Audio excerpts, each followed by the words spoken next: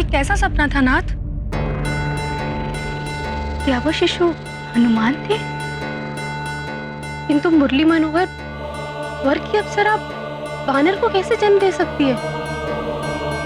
उसका नाम तो पुंजिक स्थला था स्वामी, परंतु स्वप्न वाली स्त्री को तो अंजना पुकारा जा रहा है।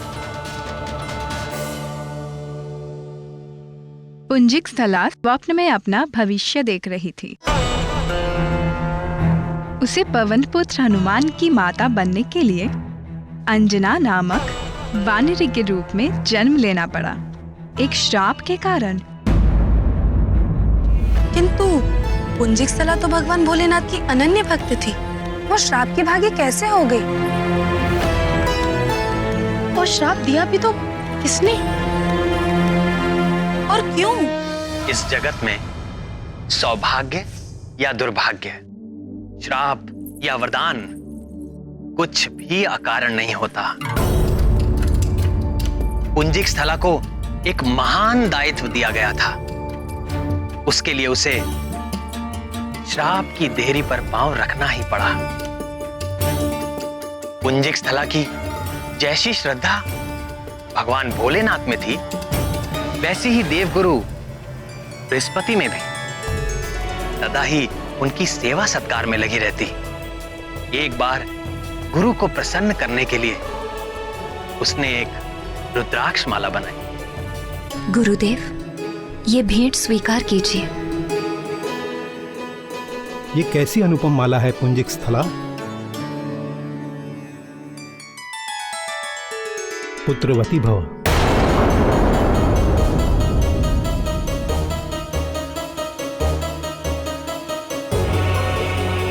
गुरुदेव, ये कैसा आशीर्वाद दे दिया आपने?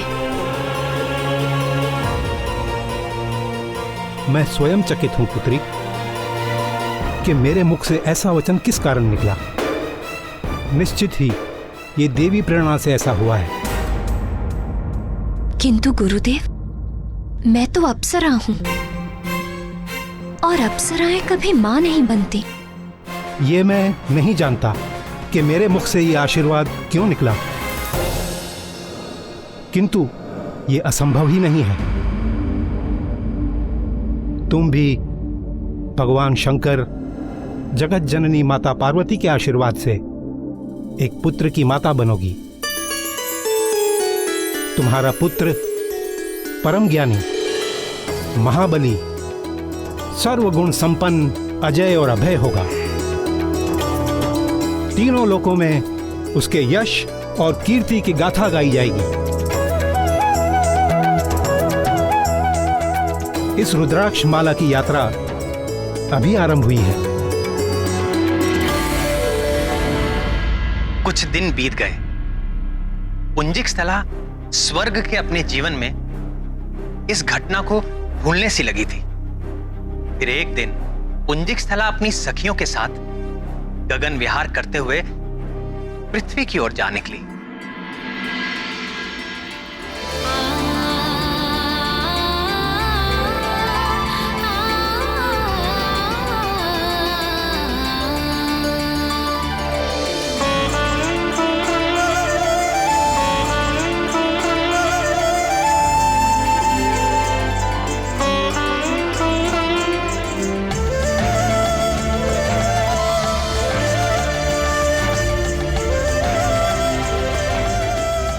सारा संसार स्वर्ग के ऐश्वर्य और विलास के स्वप्न देखता है, हमसे ईर्ष्या करता है।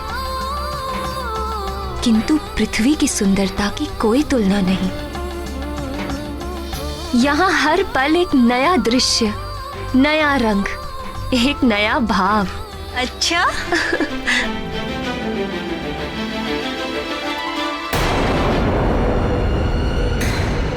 अरे ये क्या हुआ? ये यान क्यों रुक गया?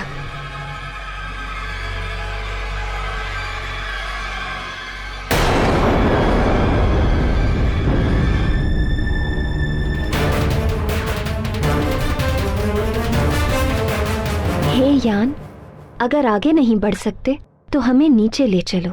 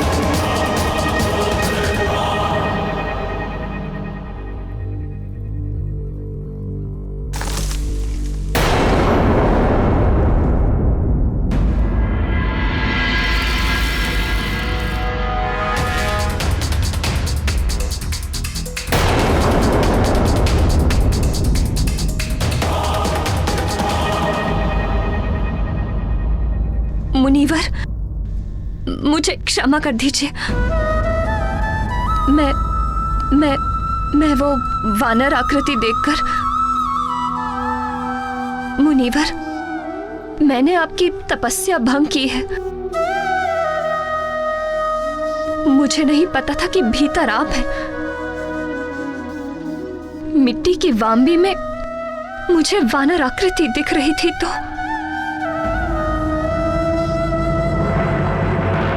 वानर! वानर बाहर नहीं, तेरे भीतर है। तुझ में ही है वानर जैसी चंचलता। जा, तू भी वानरी हो जाएगी।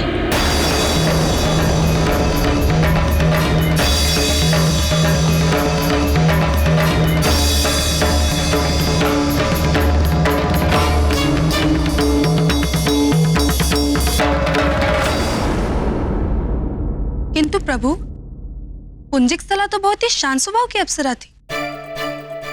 उसके मन में इतनी चंचलता कैसे उत्पन्न हो गई? चंचलता आई नहीं, पुंजिकस्थला के मन को चंचल कर दिया गया। किसने कर दिया प्रभु? मेरी योग माया, जिसे लोग महामाया या पराशक्ति भी कहते हैं। किंतु योग माया ने ऐसा क्यों किया प्राणनाथ? जब जब संसार में मेरे हस्तक्षेप की आवश्यकता होती है, तब तब योग माया मनुष्यों के मन को विचलित कर देती है। मत्स्यगंधा को देखकर यदि महर्षि पराशर का मन विचलित ना होता, तो महर्षि वेदव्यास का जन्म कैसे हो पाता? और यदि महर्षि वेदव्यास का जन्म ना हो पाता, तो द्वापर में वेदों का उद्धार करके उनका विभाजन कौन करता? महाभारत और श्रीमद् भगवत की रचना कौन करता? वो भी तो मेरा ही एक अवतार है। इसी प्रकार माता कैकेयी, वो तो श्री राम को भरत के समान ही प्रेम करती थी। यदि उनका मन विचलित ना होता, तो श्री राम को वनवास कैसे मिलता? और यदि श्री राम वन को ना जाते, तो ना सीता हरण होता और ना ही रावण का वध हो पाता। इसलिए हनुमान के जन्म की स्थितियां बनाने के लिए पराशक्ति ने ही देवगुरु बृहस्पति के मुख से पुत्रवती भव का आशीर्वाद दिया और तपस्या कर रहे मुनि के मुख से ऐसा श्राप दे डाला। मुनिवर, मुझे क्षमा कर दीजिए। इतने वर्षों तक मौन रहने के पश्चात मेरी वाणी से जो वचन निकले वो मिथ्या नहीं हो सकते। मैं चाहकर भी इसे वापस नहीं ले सकता। इसमें न कुछ दोष तुम्हारा है और न कुछ मेरा। भगवान की प्रेरणा से ही ऐसा हुआ है। तू शोक न कर पुत्री, तुम्हें भगवान महादेव के अंश को जन्म देना होगा।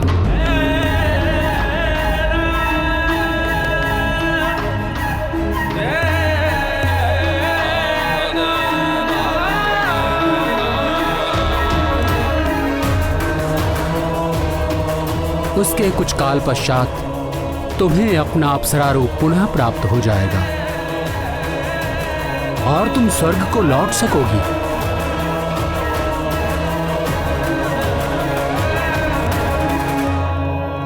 ठीक ही तो है। पुंजिकस्थला जैसी शिव भक्त, गुरु भक्त और नृत्य संगीत विशारदी हनुमान की जननी हो सकती थी। हाँ, तभी तो पुंजिकस्थला के ये सारे सद्गुण हनुमान को भी प्राप्त हुए। तो क्या हनुमान की संगीत में भी सिद्धि है? राम भक्त हनुमान जब गाते हैं, तो वो अपनी सुध बुध सब भूल जाते हैं। हनुमान जब गाते हैं तो वो हनुमान नहीं रहते, स्वयं गीत हो जाते हैं। उनके गायन से जुड़ा एक बड़ा ही रोचक प्रसंग है। सुनाइए ना मुरलीधर। हनुमान की संगीत प्रतिभा की बातें जब देव गंधर्व नारद ने सुनी तो उन्होंने हनुमान को गायन प्रतियोगिता की चुनौती दे डाली। देव मुनि नारद तो संगीत शास्त्र के महापंडित हैं और उनके आगे तो गंधर्व भी कहीं नहीं ठहरते। तो फिर क्या हुआ स्वामी, कौन जीता? धीरज रखो प्रियतमा, सब बताता हूं। नारायण नारायण। और जब मैंने गायन आरंभ किया तो मेनका, रंभा और उर्वशी स्वयं को रोक ना सकी। सारी अप्सराएं एक साथ महादेव, क्या दृश्य था। पूरा इंद्रलोक तेरे संगीत से झूम उठा था। आप भी वहां होते तो बड़ा आनंद आता।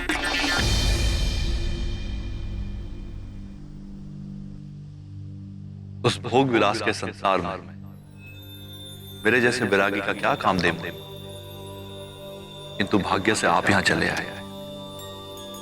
आज आप कैलाश को अपने सुर में रंग दें तो कैसा रहे?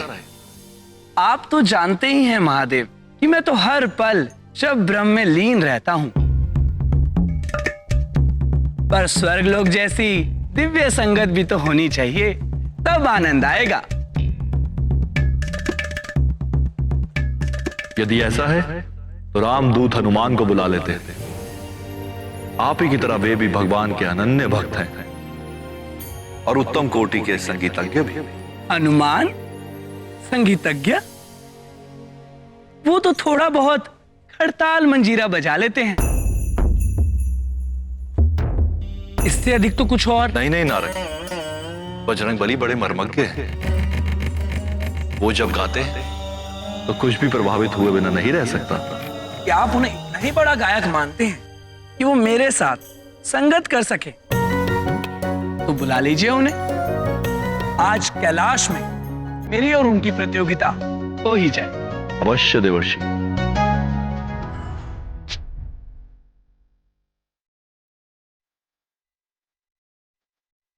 परम प्रिय हनुमान,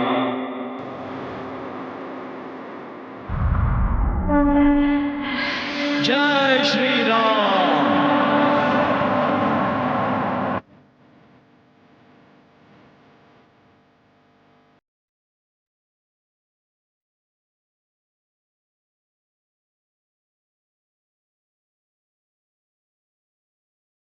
भुजंग भूषण भगवान शशि शेखर और जगत जननी माता भवानी के चरणों में राम भक्त हनुमान का प्रणाम।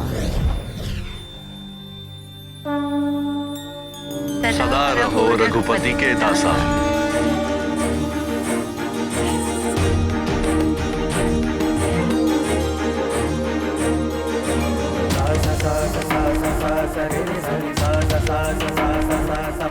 प्रणाम मुनिवर।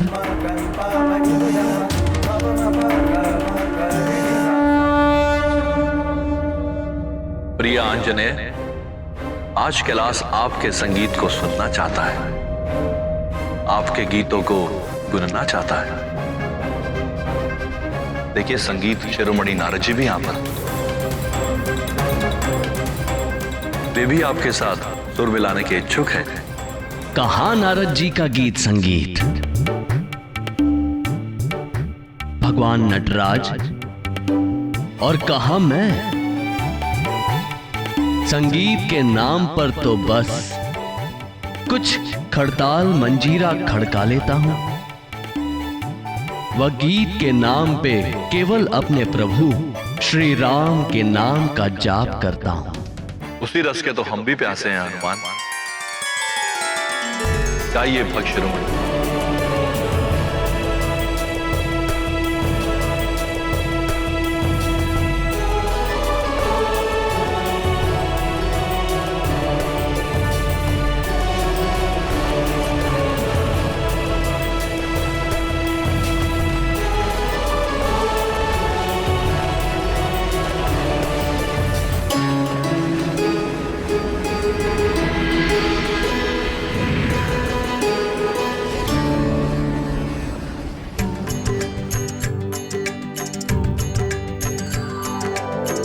राम जय राजा राम, राम राम जय सीताराम। दशरथ नंदन राजा राम, असुर निकंदन सीताराम।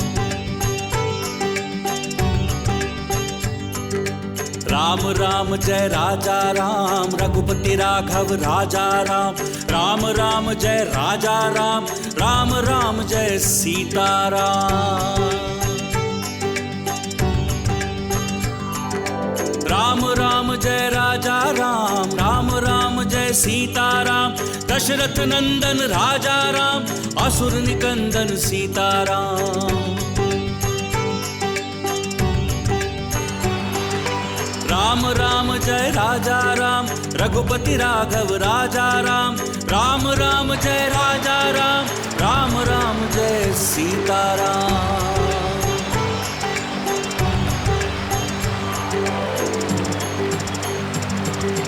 राम राम जय राजा राम, राम राम जय सीताराम। दशरथ नंदन राजा राम, असुर निकंदन सीताराम।